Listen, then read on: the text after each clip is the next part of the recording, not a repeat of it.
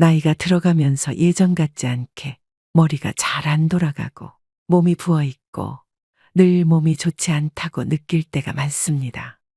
이러면 우리는 바로 나이가 들었다는 신호라고 생각하는데요. 하지만 이런 증상들은 나이 들면 당연히 찾아오는 것이 결코 아닙니다. 다만 늦기 전에 조치를 취하고 생활 방식을 바꾸라는 신호입니다. 오늘 소개해드릴 50 이후 건강을 지키는 7가지 습관에서는 중년을 맞은 사람들에게 이 모든 것들을 엄격하게 지키라고 하기보다는 자신의 습관을 총체적으로 분석해 볼 것을 권합니다.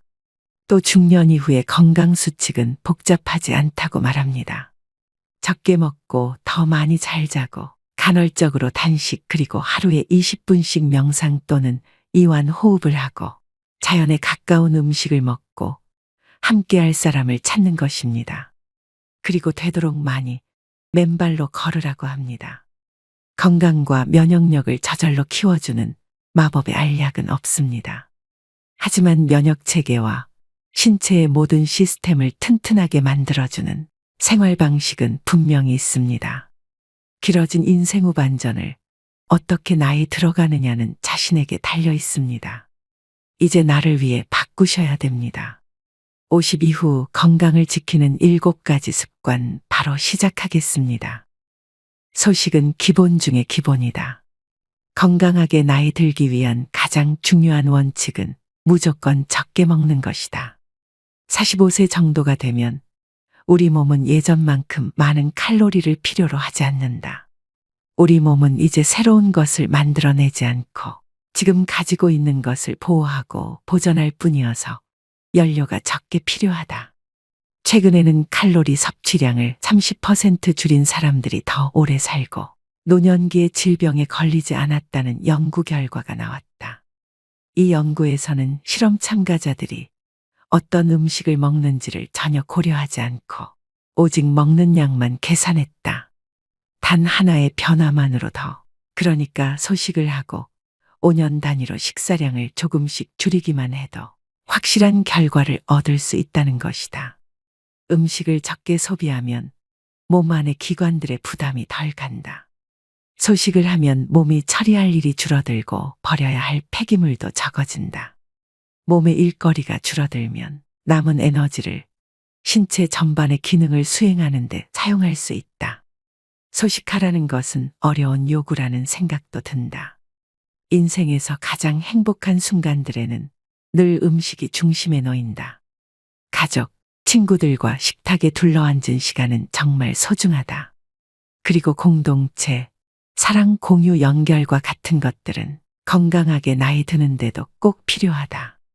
다만 그 식탁 위에 무엇을 올릴지를 현명하게 결정하고 당신이 바꿔야 하는 습관들에 신경을 써라. 혹시 특정한 친구들을 만날 때마다 과식을 하는가? 아니면 직계 가족과 함께 할 때라든가 술을 마실 때는 어떤가? 당신이 누군가에게 음식을 먹일 때는 어떻게 하고 있는가? 자녀 양육에서 음식은 중요한 자리를 차지하지만 아이들이 자랄수록 하루 3끼의 식사 외에도 중요한 일이 많아진다. 어쩌면 당신은 일정한 시각에 무조건 식사를 하지 않아도 되고 자신의 필요에 맞춰 그리고 나이에 맞춰 생활할 여건을 갖춘 사람인지도 모른다. 당연한 말이지만 칼로리를 줄이는 효과적인 방법 중 하나는 탄수화물과 정제탄수화물을 줄이는 것이다. 빵, 파스타, 밥과 같은 흰색 음식은 기본적으로 영양소가 적을 뿐만 아니라 몸에 해로울 수도 있다. 컬리플라워는 여기에 포함되지 않는다. 대부분의 사람은 나이가 들면 탄수화물을 잘 소화하지 못한다. 그래서 고령층의 당뇨 발병률이 높은 것이다. 탄수화물은 몸 안에 들어오면 당으로 바뀐다. 심각한 문제가 아닐 수 없다. 당뇨 위험을 낮추려면 영양가 없는 탄수화물 음식을 줄이고 영양이 풍부한 음식을 먹어야 한다. 물론 음식은 복잡하기도 하다. 사실 배가 고프다는 느낌은 다른 어떤 것이 필요하다는 신호일 수도 있다. 재미있는 일, 애정, 온도, 신선한 공기, 잠, 아니면 그냥 물이 필요한 것인지도 모른다. 소식이란 당신의 몸에 민감하게 주의를 기울이는 습관적인 행동이다.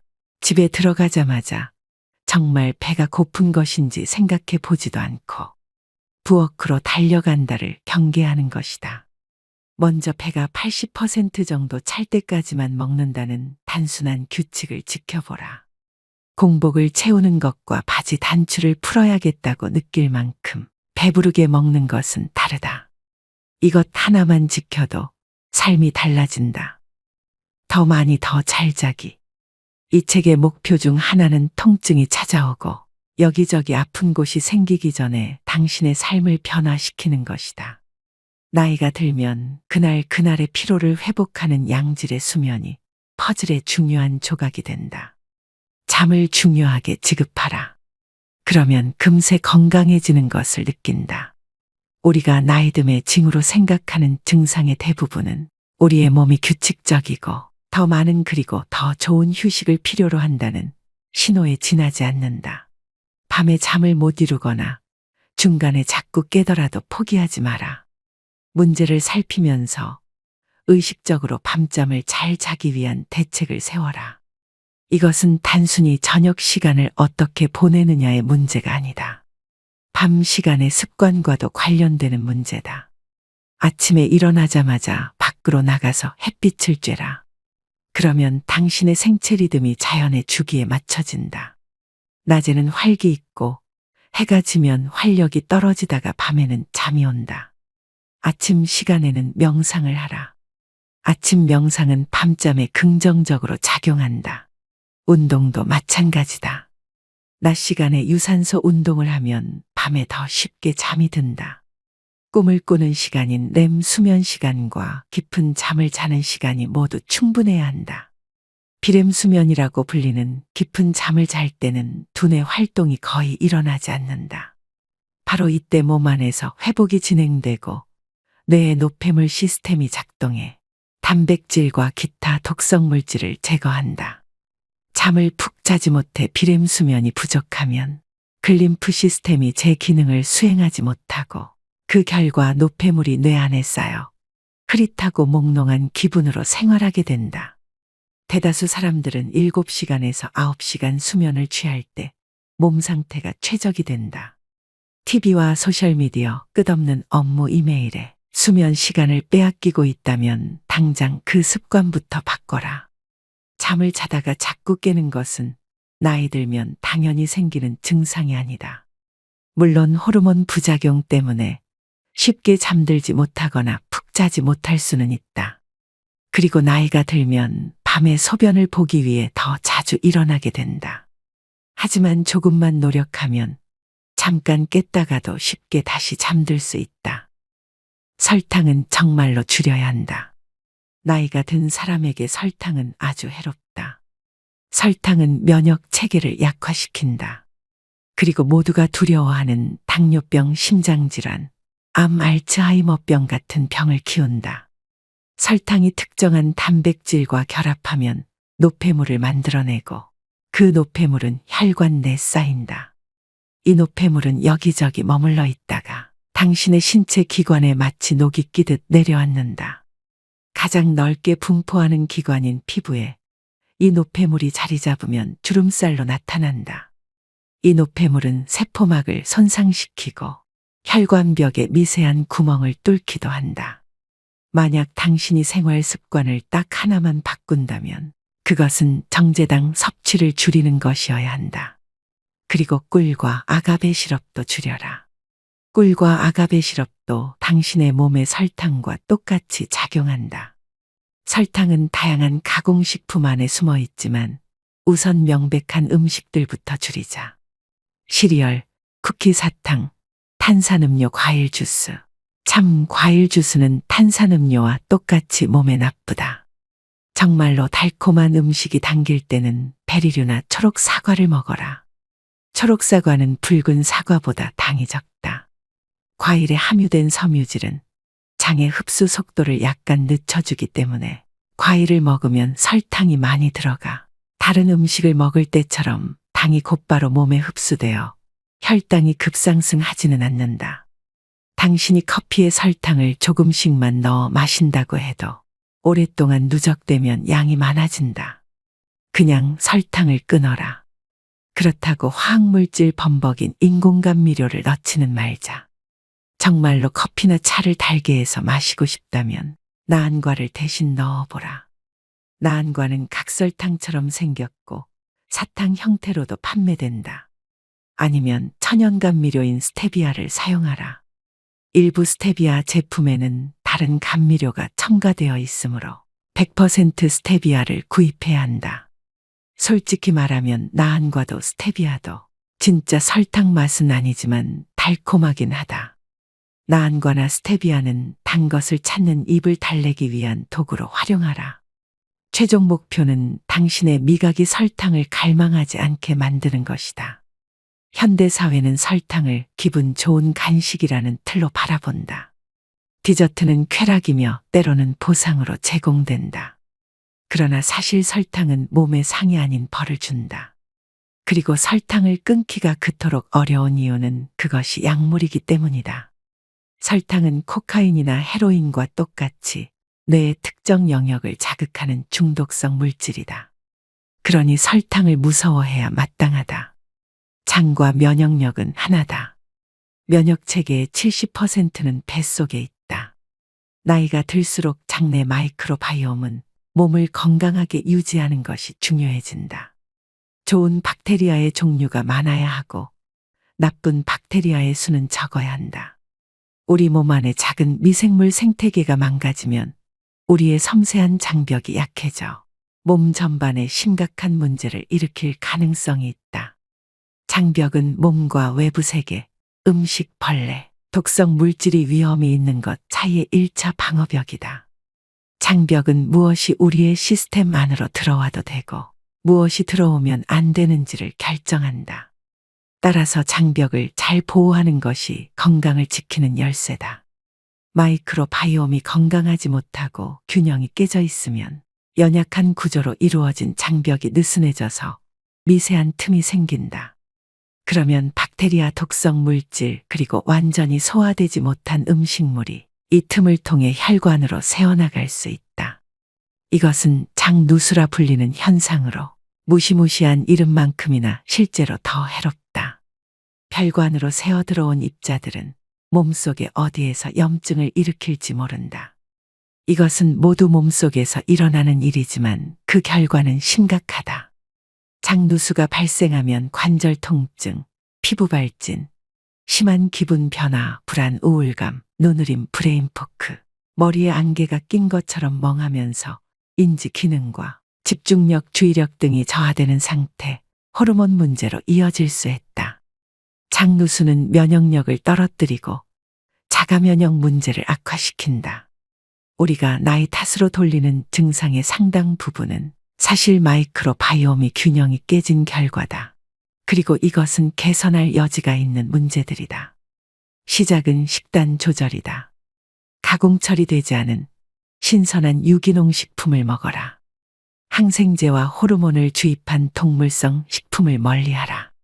글리포세이트와 같은 독성 제초제가 뿌려진 농산물도 멀리하라. 당신의 몸에 프리바이오틱스, 마늘, 양파, 아스파라거스 등 발효식품을 날마다 공급하라. 잠을 잘 자고 수분을 충분히 섭취하고 명상을 하고 항생제는 꼭 필요할 때만 사용하고 식도염 증상을 완화하는 처방약 같은 위장약을 장기간 복용하지 마라. 다시 말해 일반적으로 웰니스의 좋은 생활 습관들은 중년 이후 장 건강과 면역력을 유지하는 데 더 큰 도움이 된다. 날마다 많이 움직여라. 중년 이후의 운동은 정형화된 운동만을 의미하지 않는다. 중년 이후 운동은 날마다 일상생활을 하면서 아침부터 저녁까지 최대한 많이 움직이는 것이다. 신체 활동을 즐기는 사람이 되자. 온종일 활동적으로 생활하는 것이 헬스클럽에서 1시간을 보내는 것보다 이롭다. 특히 헬스클럽에서 1시간을 보내지만 낮에는 책상에 앉아 있고 밤에는 소파에 앉아 있는 경우라면 물론 헬스클럽에서 하는 운동도 좋다. 하지만 건강하게 나이 들기의 진정한 비결은 기회가 있을 때마다 몸을 움직이는 것이다.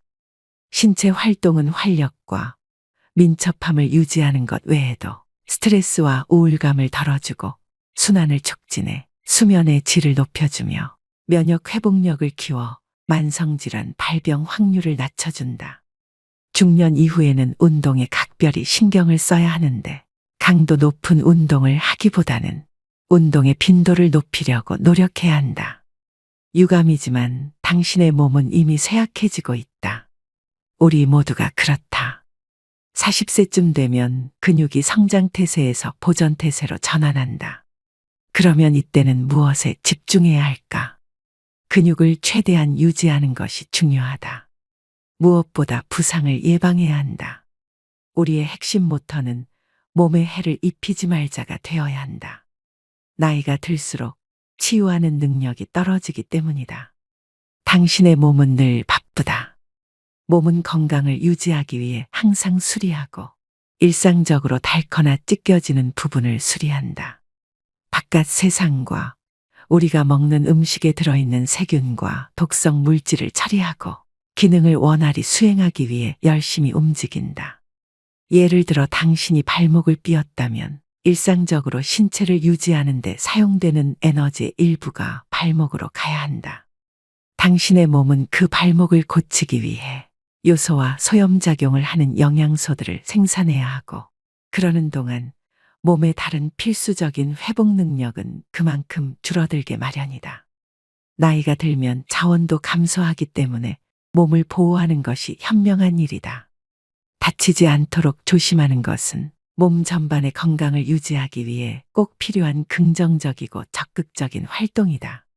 중년 이후 신체 활동의 관건은 몸의 변화에 맞추어 운동 계획을 짜는 것이다.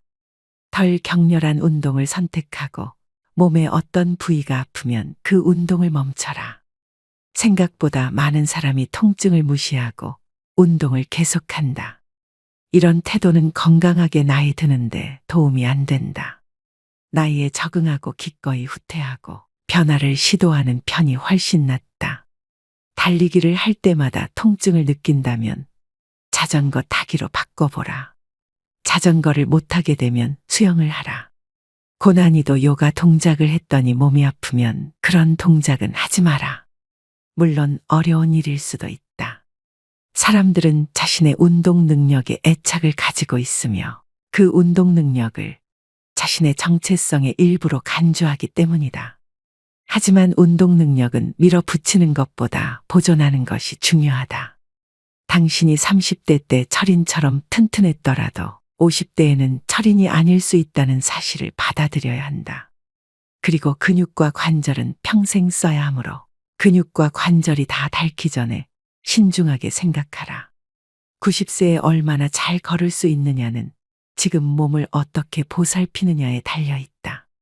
몸을 움직이기를 좋아하고 육체적 한계를 뛰어넘기를 즐기는 사람들에게 가장 중요한 일은 몸이 하는 말을 잘 듣고 그 말에 따르는 것이다. 몸을 많이 움직이지 않는 사람들의 경우 지금 당장 운동을 시작해야 한다. 아직 늦지 않았다. 하루에 10분 동안 경사가 완만한 언덕을 오르는 것으로 시작하라. 그리고 일주일에 5분씩 시간을 늘려서 바로 30분으로 만들어 보라. 이완 휴식 요가를 시작하거나 관절의 부담이 적은 수영 강좌를 신청하는 것도 아주 좋다. 편안하게 시작하고 끈질기게 노력하라. 당신을 활동적인 사람으로 변화시키는 일은 그리 오래 걸리지 않으며 힘이 많이 들지도 않는다.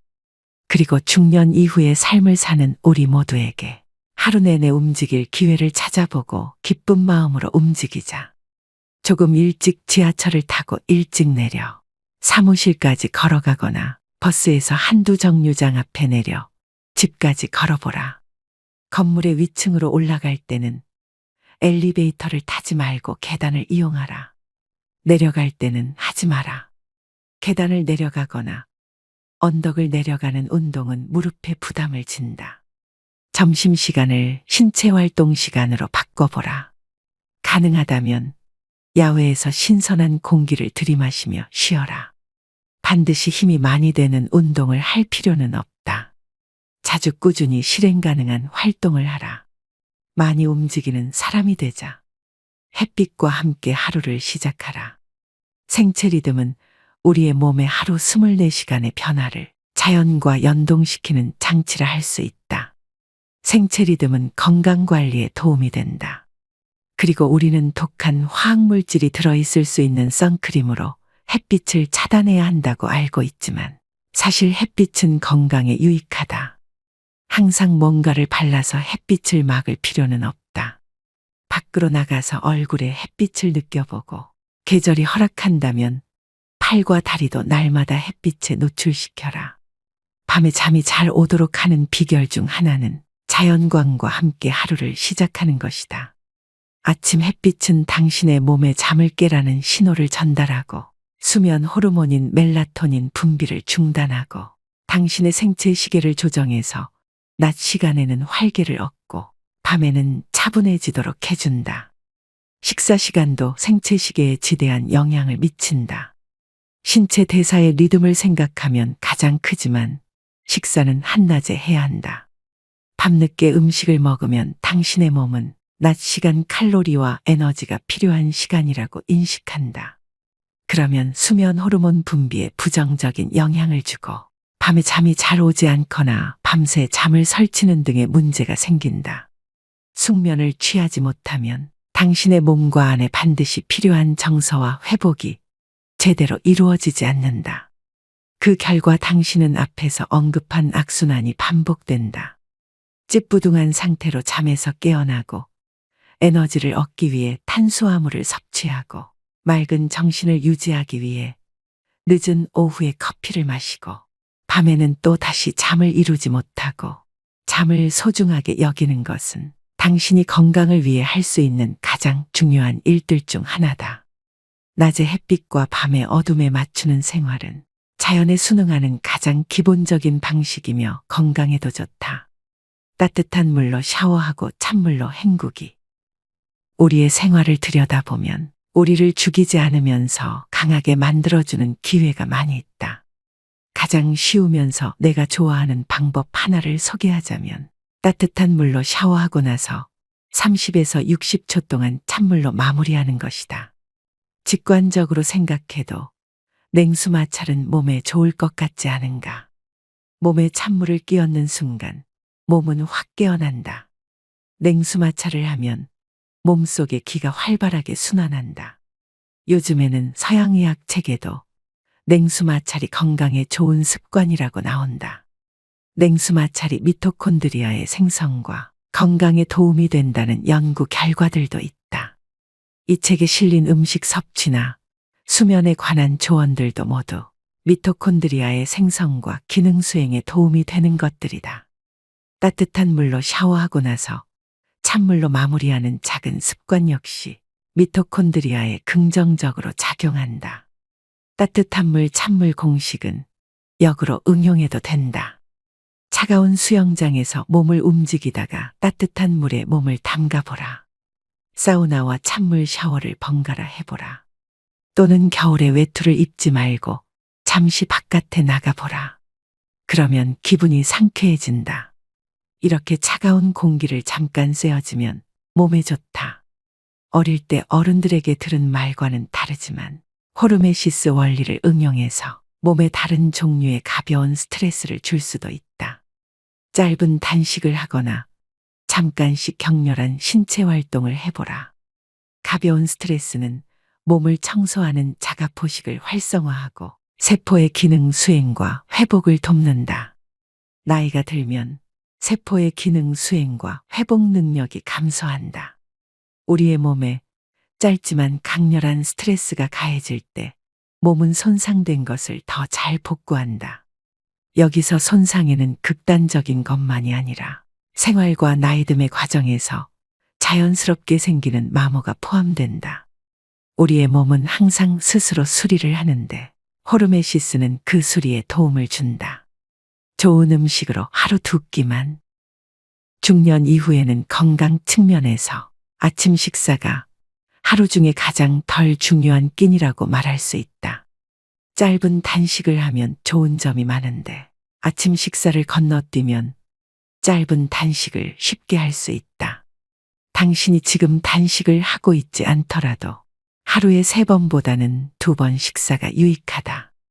음식을 적게 먹으면 몸에 부담이 덜 가고 처리할 일이 적고 소화 에너지를 덜 쓰기 때문에 회복과 수선에 사용할 에너지가 확보된다. 또 짧은 단식은 몸에 적당한 스트레스를 줌으로써 긍정적인 흐름의 호르메시스의 효과를 발휘한다. 작은 스트레스를 견뎌내면 우리 몸은 더 튼튼해진다. 하루 2끼 식사를 원칙으로 삼으면 몸에 부담이 덜 가고 더불어 자유롭게 쓸 수 있는 시간이 확보된다. 반드시 아침을 생략할 필요는 없다. 저녁 식사를 건너뛰어도 무방하다. 중요한 것은 이른 아침 또는 늦은 밤이 아니라 열량의 상당 부분을 소모하는 일과 시간에 음식을 섭취하는 것이다. 되도록 잠자리에 들기 3시간 전에 식사를 끝내라. 나이가 들면 생활 패턴이 바뀌기 때문에 하루 2끼 식사라는 원칙을 지키기가 쉬워진다. 당신이 부모라면 자녀가 성인이거나 10대일 경우 각자의 계획표대로 생활할 테니 하루 3번 꼬박꼬박 식사를 챙기지 않아도 된다. 그러면 당신 자신에게 필요한 생활 방식을 채택하기가 조금 더 쉽다. 하루 2끼 식사는 아주 엄격하게 지켜야 하는 원칙은 아니다. 식사는 가족의 생활이나 사교 활동의 중심으로서 매우 중요하다. 앞서 말한 대로 사랑하는 사람들과 함께하는 식사는 영혼의 영양분을 공급하며 건강하게 나이 드는데 필요한 일이다. 따라서 하루 2끼가 고정불변의 법칙은 아니지만 하루 2끼를 기본 원칙으로 설정하는 것이 바람직하다. 또 하나의 중요한 원칙은 식사량이다. 배가 꽉 찰 때까지 먹지 말고 배고픔이 달래질 때까지만 먹어라.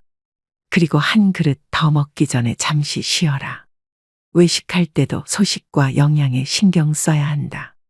식당에서는 동행한 사람과 음식을 나눠 먹거나 본 요리가 아닌 에피타이저를 주문하라. 당신 앞에 음식이 가득 담긴 커다란 접시가 놓여 있다면 절반만 먹고 나머지는 포장해 와서 다음날 먹어라.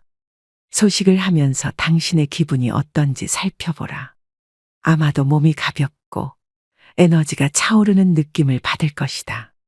그리고 단순히 음식 섭취량만 줄여도 건강이 개선된다. 근육량 유지는 결정적이다. 대다수 사람은 40세가 넘으면 매년 1%의 근육을 잃어버린다. 그래서 70세가 될 무렵이면 우리는 20대 때 근육량의 절반 정도만 가지고 활동해야 한다. 이것이 나이듦의 자연스러운 과정으로 근감소증이라고 불린다. 중년 이후에도 건강하게 지내려면 근감소를 최소화해야 한다.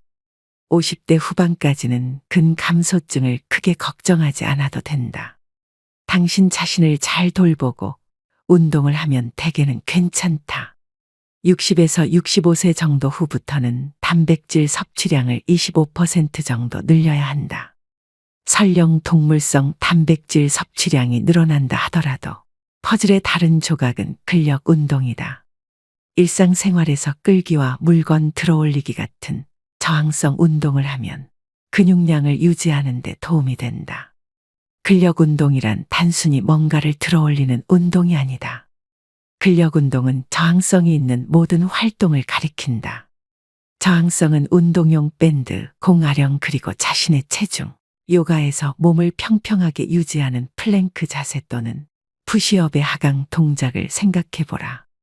나이가 들면 가벼운 물체를 가지고 연습하는 것이 좋다.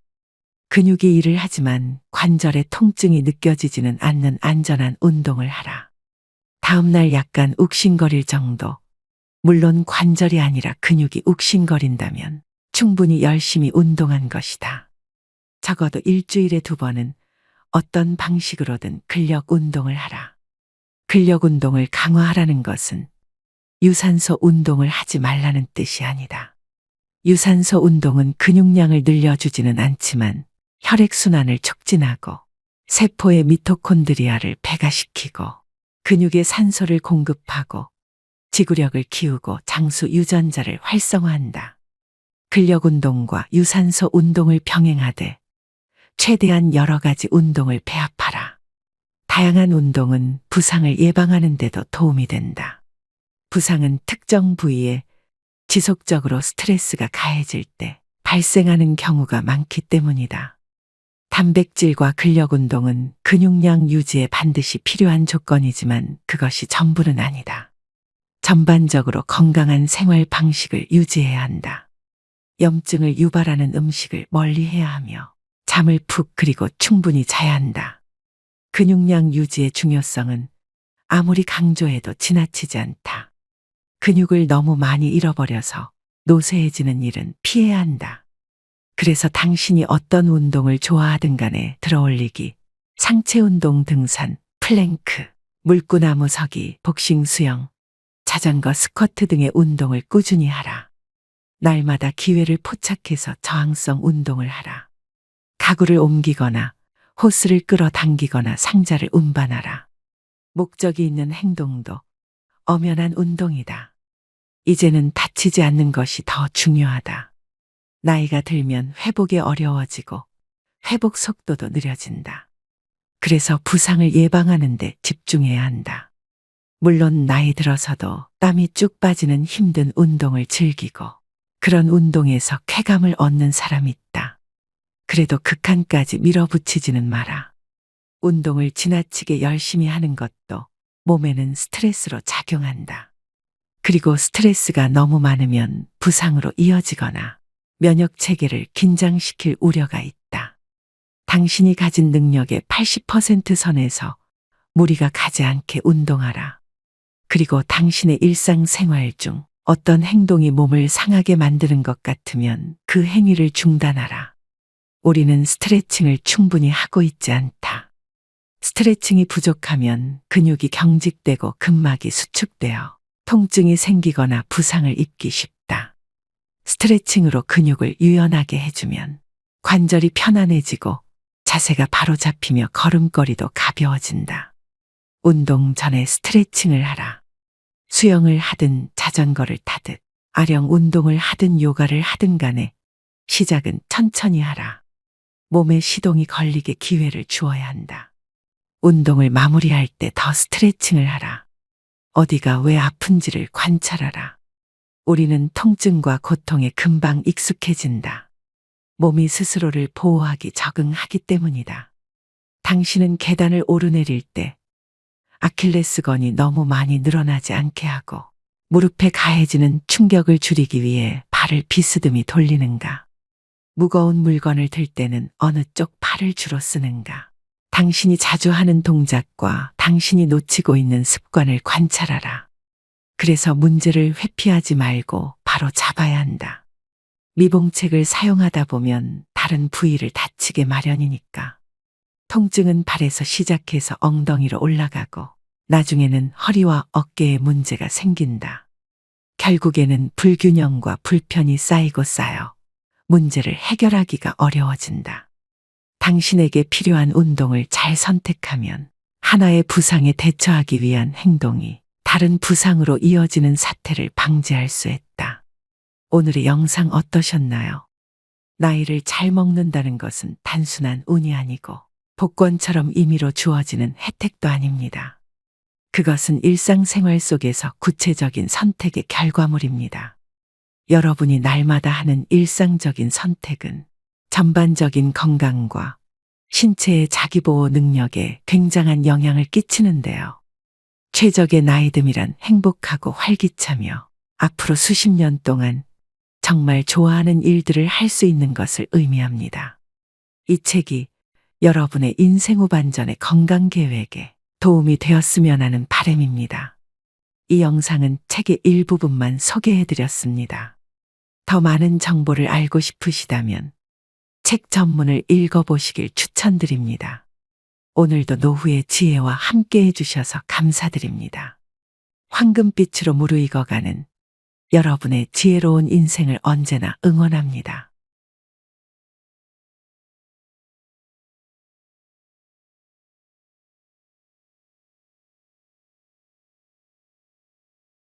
여러분은 외모가 중요하다고 생각하시나요?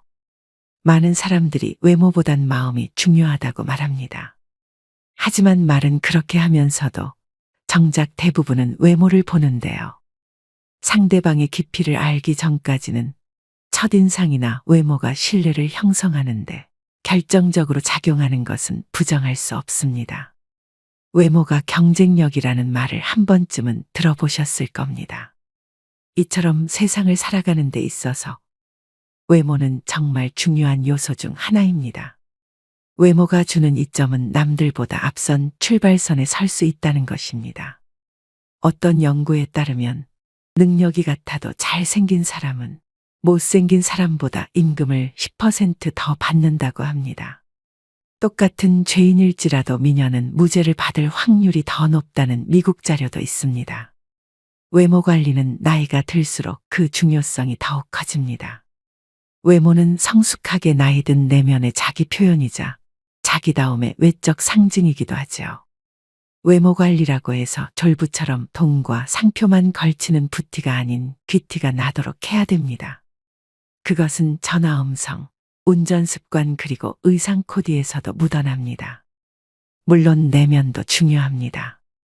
하지만 외면에도 어느 정도 신경을 써야 그 사람의 내면도 들여다 보고 싶은 마음이 들기 마련이죠. 그렇기 때문에 나는 내면만이 중요하다고 믿기보다 나이 들수록 외면과 내면 두 가지를 모두 잘 관리하는 사람이 되고자 노력하셔야 됩니다. 그래서 오늘은 나이 들수록 외모에 더 신경을 써야 하는 이유 3가지와 시니어들의 외모 관리 방법에 대해 알려드리겠습니다. 외모에 신경 써야 하는 이유 첫 번째는 자신감과 자존감을 높이기 위해서입니다. 잘 차려입고 나간 날에는 자신감이 넘치며 당당해집니다. 하지만 아무거나 대충 걸치고 나간 날에는 아는 사람 만날까 두렵고 스스로 초라해지는데요. 나이가 들수록 피부 탄력이 떨어지고 깊어가는 주름과 탈모, 약해지는 치아, 노안 등 신체적 변화가 나타납니다. 이러한 변화로 인해 자신감과 자존감이 떨어질 수 있습니다. 우리는 거울에 비친 내 모습이 조금 더 나아 보이는 것만으로도 큰 행복을 느낍니다. 나는 꽤 괜찮게 나이 들었어라는 생각과 함께 자존감이 높아져 매사에 적극적이고 당당해지는데요. 이렇듯 외모는 개인의 정체성에 절대적인 영향을 미치며 기분이 좋아진 외모는 자신에게 보내는 긍정의 신호로 작용합니다. 일상에서 외모가 전혀 관리되지 않은 사람을 볼 때 부정적인 인상을 느끼는 이유는 그 모습이 스스로를 소중히 여기지 않다고 생각되기 때문입니다. 자신을 방치하고 가꾸지 않는데도 늘 당당하고 자신감 넘치는 사람은 절대 없습니다. 나에게 찾아온 부정적인 외모의 변화가 그저 바쁜 삶 때문이라고 혹은 나이 때문이라고 변명하고 계시는 분들도 있으실 겁니다. 사람들은 만족스럽지 않은 상황에 놓이면 자신의 책임을 가장 늦게 생각하는 경향이 있는데 이는 외모 관리에서도 마찬가지입니다. 현재 나의 모습은 지금껏 내가 하루하루 만들어온 결과물 그 자체입니다. 푹 파인 미간주름은 수년간 얼굴을 찌푸린 습관 때문이고 처진 입꼬리는 자주 웃지 않은 결과이며 탄력 없이 늘어진 팔뚝은 나태함의 결과이죠. 시간이 갈수록 얼굴과 몸이 변하는 건 자연의 섭리이지만 다가올 미래의 모습을 만족스럽게 만드는 건 오직 내 행동과 태도에 달렸습니다. 자신에게 만족하는 사람에게서는 늘 기분 좋은 에너지가 느껴집니다. 나의 자신감과 자존감을 위해 그리고 가족과 주변 사람들을 위해 나이 들수록 외모를 가꿔야 하는 이유가 바로 이것입니다. 두 번째는 건강에 도움이 되기 때문입니다. 젊었을 때는 느끼지 못했지만 나이 들수록 특히 노인의 외모 관리는 신체적, 정신적 건강에 많은 영향을 줍니다. 노인임에도 외모에 신경을 쓰는 사람은 대체로 건강하다고 합니다. 요양원에 정기적으로 방문하는 출장 미용 서비스를 이용하는 사람들이 대체로 인지장애 단계가 낮고 진행 속도도 더디다고 하는데요. 국내의 연구와 논문에서도 화장이나 외모 관리 행동이 여성 노인들의 우울증을 예방하는 효과가 있다고 합니다. 우울증의 증상 중 하나가 부정적인 마인드입니다. 노화 현상은 어느 누구도 결코 피해갈 수 없는 과정이지만 자연스럽게 받아들이기가 쉽지 않습니다. 사람마다 자신의 외모를 어떻게 받아들이느냐에 따라 다르겠지만 극심한 외모 콤플렉스가 있다면 자기 자신에게 비관적이게 됩니다. 거울에 비친 모습을 보며 무기력증과 우울감을 느끼게 됩니다. 사실 외모 관리는 의지력과 꾸준함을 요구한다는 면에서 운동과 같습니다. 나이 들어서 무슨 외모까지 신경 쓰냐라고 하시는 분들이 있지만 부지런해야 외모 관리도 할 수 있는 것입니다. 이 부지런함은 곧 규칙적인 운동과 건강한 식습관으로 피부 건강과 전반적인 건강을 유지하는 데 도움이 됩니다. 또한 스트레스를 해소하고 심신을 안정시키는 데 도움이 됩니다. 이로써 삶의 질도 향상되는 결과를 기대해 볼 수 있습니다. 그래서 단순히 외모 관리는 외모를 가꾸는 것 이상의 의미를 가지고 있습니다. 최근 최강동안으로 단연 손꼽히는 가천대학교 이기려 총장님은 1932년생으로 90세가 넘으셨는데도 50에서 60대처럼 보입니다. 정말 감탄한 것은 그분의 자기관리 능력입니다. 부지런하지 않으면 안 되고 절제할 것도 많은데 그것을 꾸준히 지켰다는 것은 대단한 의지력입니다. 여기서 외모 관리의 또 다른 힘을 발견할 수 있습니다. 바로 나태해지는 자신을 돌려 세우고 정신을 가다듬게 도와준다는 것입니다. 마음이 귀찮아지면 몸도 따라 귀찮아집니다. 마음이 늙으면 몸도 따라 늙습니다. 하루 종일 집에서 뒹굴거리다가도 깨끗하게 샤워를 하고 나오면 기분이 상쾌해지는 것을 느낄 수 있습니다. 마음이 행동을 지배하는데 행동이 또 마음을 지배하기도 합니다. 행복해서 웃는 것이 아니고 웃으면 행복해진다는 말도 있죠. 이처럼 외모에 신경 쓰면 감정까지 조절할 수 있습니다. 어떤 분들은 살아가는데 외모가 중요하지 않다고 말합니다. 외모보다 성격이고 나이 들면 외모는 다 거기서 거기라고 말합니다. 그러나 제가 말씀드리는 외모 관리는 더 넓은 범위입니다. 이러한 외형의 관리가 정신적, 육체적 건강에도 상당히 도움이 된다는 점을 말씀드리는 것입니다. 세 번째는 후광 효과로 인한 신뢰감을 줄 수 있기 때문입니다. 어떤 사람이 서울대학교를 나왔다고 하면 우리는 그 사람이 성격도 좋고 인성도 좋고 성실하며 여러 가지 긍정적인 성격을 가졌을 것이라고 판단을 내리게 됩니다. 이렇게 서로 관련 없는 특성들을 관련 있다고 잘못 판단 내리는 것을 후광 효과라고 하는데요. 이런 후광 효과가 가장 잘 나타나는 곳이 바로 외모입니다. 외적 매력이 사회생활에 유리하다는 점은 부정할 수 없는 사실입니다. 사람들은 아름다운 것을 동경합니다. 연예인으로부터 신비함을 느끼는 이유도 수려한 외모 때문이죠. 심리학 연구에 따르면 사람들은 깔끔한 외모를 가진 사람을 보면 자동으로 능력 있고 친절하고 지적인 사람일 거라고 생각하는 경향이 있다고 합니다. 이처럼 사람의 역량을 평가할 때 외모는 능력과 무관하지만 영향력이 큰 평가 요소임을 우리는 이미 본능적으로 알고 있습니다. 그래서 사회생활을 하고 나이가 들수록 외모를 잘 가꾸어야 합니다. 외모는 협상의 도구이자 관계 형성의 중요한 요소입니다. 외모 관리를 등한시할 때 발생하는 문제를 생각해 봅시다. 바스러질 것 같이 상한 머릿결에 마구 엉켜있는 머리 스타일을 한 사람을 보면 부지런함이 느껴지지 않습니다. 피부가 거칠고 푸석한 사람을 보면 삶의 여유가 느껴지지 않고 어딘가 모르게 지쳐 보입니다. 상대방이 나와 가까운 사람일지라도 만날 때마다 헝클어진 모습만 보여준다면 신뢰를 쌓기가 어렵습니다. 망가진 모습으로는 내가 얼마나 괜찮은 사람인지 설명하는데 더 많은 시간과 노력이 필요하지만 외모를 잘 관리하면 그런 소모 비용을 줄일 수 있는 것은 물론 좋은 기회를 얻을 가능성도 높아집니다.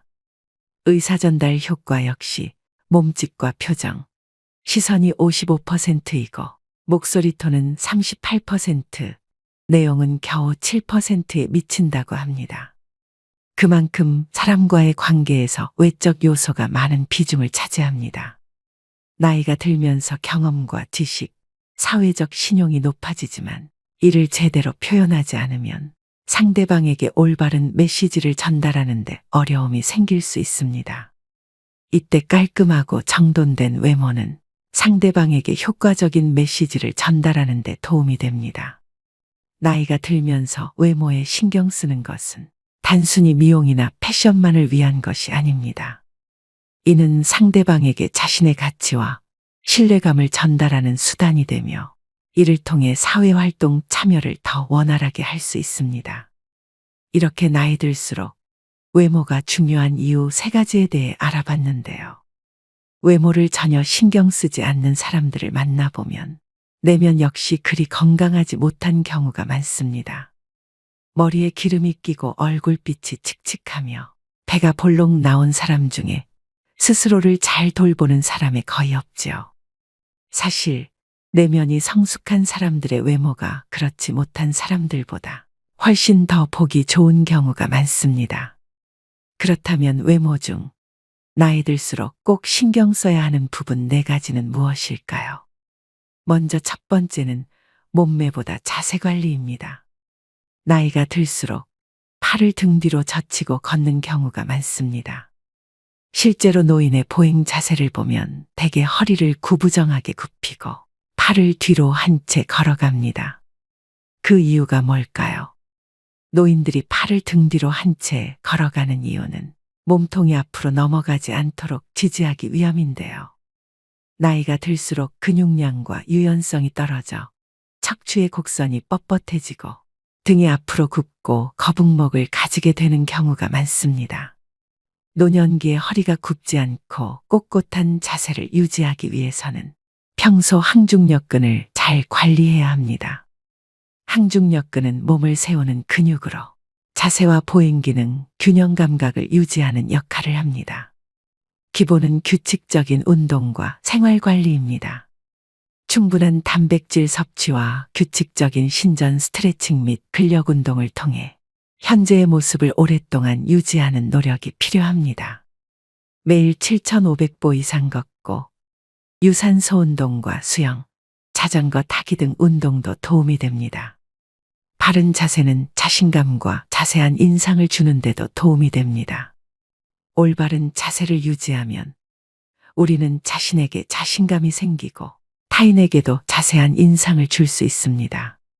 이는 인간관계의 상호작용과 커뮤니케이션에 긍정적인 영향을 미치게 됩니다. 또 바른 자세는 근육과 관절에도 긍정적인 영향을 미치는데요. 올바른 자세를 유지하면 부상의 위험을 줄일 수 있고 근력과 유연성을 향상시키는 데 도움이 됩니다. 두 번째는 비싼 옷이나 유행보다는 내 체형에 어울리는 옷 입기입니다. 외적 매력이 있는 사람들은 모두가 특출나게 아름답고 잘생겼다기보다는 자신에게 어울리는 스타일을 스스로 잘 알고 상황이나 장소에 맞게 꾸미는 능력을 갖추고 있습니다. 즉 자신의 신체적 단점을 보완할 줄 압니다. 사실 몸매가 좋은 사람은 어떤 옷을 입든 태가 나죠. 하지만 모든 사람이 몸매가 좋은 건 아닙니다. 다리가 짧을 수 있고 뱃살이 많을 수도 있습니다. 이런 모습들이 단점이라고 생각되면 옷을 통해 시선을 분산시키면 됩니다. 다리가 짧다면 티를 바지에 넣어 입으면 되고 뱃살이 많다면 밝은 색의 티보다는 검은색 티셔츠가 도움이 됩니다. 세 번째는 모발 관리입니다. 나이가 들면서 심각한 고민거리 중 하나입니다. 하지만 머리숱은 유전이라고 생각하고 관리를 전혀 안 하시는 분들이 있습니다. 삼단같이 검고 숱이 많던 머리카락이 세월이 흐르면서 자꾸 빠지고 윤기가 사라져가는 건 안타까운 일입니다. 하지만 나이가 들어도 탄력 있고 숱이 많은 모발을 유지하는 분들을 우리 주위에서 볼 수가 있습니다. 나이 들어서도 건강한 모발을 유지하려면 어떻게 해야 할까요? 머리숱을 많게 만드는 방법의 하나는 올바른 머리 감기 방법입니다. 탈모를 예방하려면 두피가 깨끗해야 합니다. 미세먼지, 노폐물, 두피, 각질이 모공을 막으면 가려움증, 두피 피부염이 생길 수 있고 머리카락이 많이 빠질 수 있습니다. 따라서 하루 동안 쌓인 노폐물을 제거하기 위해 저녁에 머리를 감는 것이 좋습니다. 머리숱을 많게 만드는 음식으로는 달걀, 연어, 호두, 두부, 검은콩, 해조류, 제철 과일 등이 있습니다.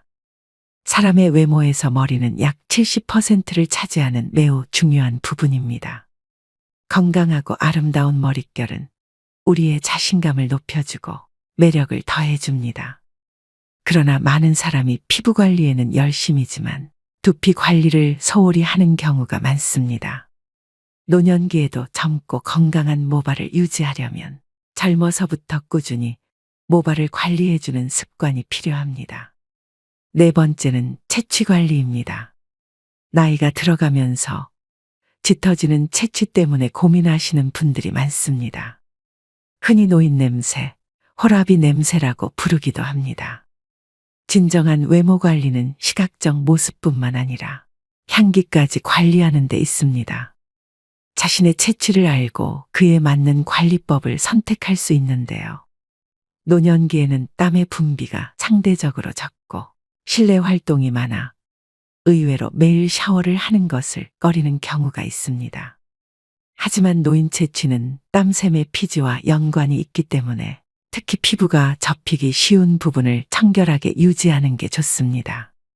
이를 위해 매일 샤워하는 것을 권장하고 의류를 주기적으로 세탁해 주는 것도 좋은 방안입니다. 또 적당한 햇볕 쬐기는 살균 효과가 있어 노인 냄새 완화에도 도움이 됩니다. 햇볕에 적정 시간 노출하면 비타민 D 합성을 촉진하는 효과를 얻을 수 있습니다.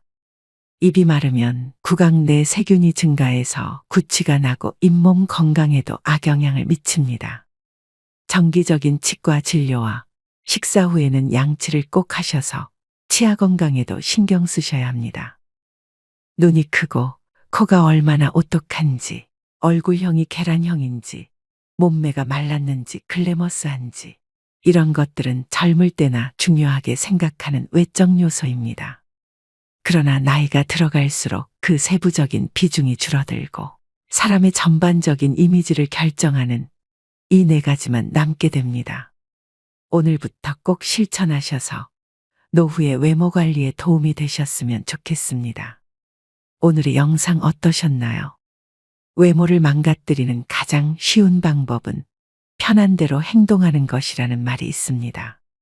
모든 외모 관리는 결국 매 순간 자신의 행동을 선택하려는 의지와 노력으로 완성됩니다. 매 순간 올바른 선택을 하고 마음먹은 일을 내일로 미루지 않는다면 우리의 외모는 반드시 긍정적으로 변할 것입니다. 외모의 변화를 원한다면 이제부터 매 순간 나의 행동을 주의 깊게 지켜보길 바랍니다. 요즘에는 잘생기거나 예쁜 사람이 성격도 좋다는 얘기를 많이 합니다. 그만큼 성숙하고 훌륭한 내면을 가진 사람들은 외형에도 꾸준히 신경을 씁니다. 그들 모두가 특출나게 아름답고 잘생겼다기보다는 자신에게 어울리는 스타일을 스스로 잘 알고 상황이나 장소에 맞게 꾸미는 능력을 갖추고 있습니다. 나이 들수록 외모 관리는 선택이 아닌 필수입니다. 외모에 신경 쓰는 것은 자신감을 높이고 건강을 유지하며 사회적 관계를 형성하고 유지하는 데 도움이 됩니다.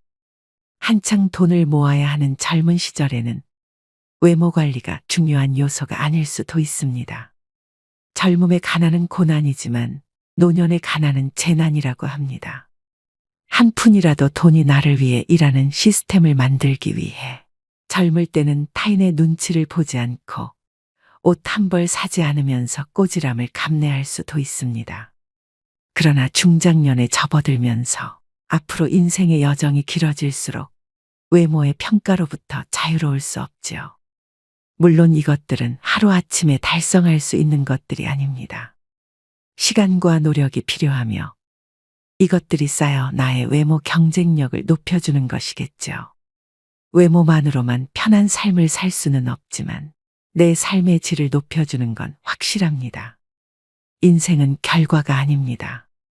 나의 하루가 쌓여 한 달이 되고 1년이 되듯 하루하루 살아가는 과정 자체가 삶인 것입니다.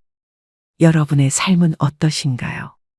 현재의 모습에 대한 자각과 아름다워지겠다는 결심, 그리고 순간순간 작은 행동의 변화만으로 분명 잃어버린 매력을 되찾을 수 있습니다.